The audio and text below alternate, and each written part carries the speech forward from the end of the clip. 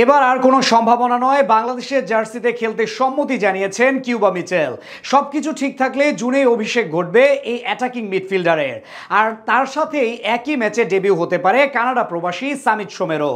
তবে তার জন্য মানতে হবে একটি শর্ত, যেটা মিললেই বাংলাদেশের হয়ে খেলতে আর বাধা থাকবে না এই দুই ফুটবলারের। যে শর্ত পূরণ হলে জুনেই অভিষেক ঘটবে সামিত সোম আর কিউবা মিচেলের, তাই জানবো প্রতিবেদনের বাকি অংশে। দেশের ফুটবল এখন বইছে বসন্তের হাওয়া। এক হামজার আগমনের পর রাতারাতি বদলে গেছে দেশের ফুটবল। তার দেখানো পথে বাংলাদেশে আসার আগ্রহ দেখিয়েছে একাধিক প্রবাসী ফুটবলার। শুরুতে এদেশের হয়ে খেলতে সম্মতি না দিলেও হামজা আসার পর বাংলাদেশের হয়ে খেলার কথা জানিয়েছেন কানাডার প্রবাসী সামিত সোম। তিনি মূলত একজন মধ্যমাঠের প্লেয়ার।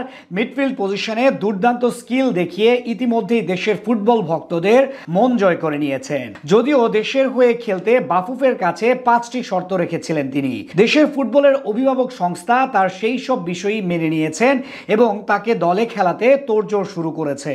ইতিমধ্যেই সামিত সোমের জন্ম নিবন্ধন সংক্রান্ত কাজ সম্পন্ন হয়েছে। কিছুদিনের মধ্যেই পাসপোর্টও হাতে পাবেন এই ফুটবলার। সামিতের সাথে আরো একটা সুখবর আসতে যাচ্ছে দেশের ফুটবলে।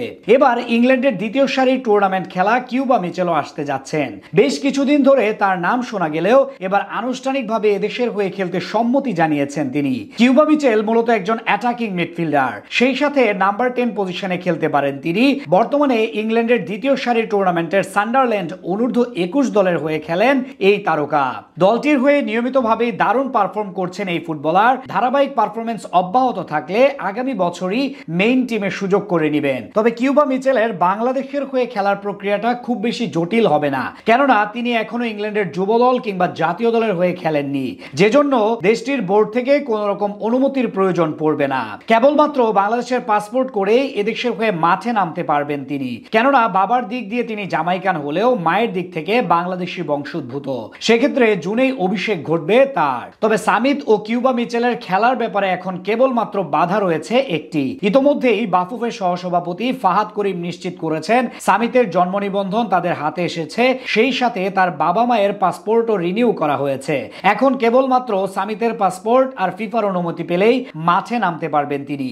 অপরদিকে কিউবা মিচেলের প্রক্রিয়াটা তুলনামূলক সহজ। কেবলমাত্র তার পাসপোর্টের কার্যক্রম সম্পন্ন হলেই খেলতে পারবেন এদেশের হয়ে। জুনে এই দুজন যোগ দিলে দক্ষিণ এশিয়ার তো বটেই, এশিয়ার অন্যতম সেরা মিডফিল্ডে পরিণত হবে বাংলাদেশ। এমনিতেই দলটিতে রয়েছে ইংলিশ প্রিমিয়ার লিগে খেলা হামজা চৌধুরী, যিনি ইতোমধ্যেই বিশ্বজুড়ে প্রশংসিত। অভিষেক ম্যাচে একাই পুরো মাঠ কন্ট্রোল করেছেন। তার সাথে এই দুজনের সংযুক্তি আরো এক ধাপ উপরে নিয়ে যাবে দেশের ফুটবলকে।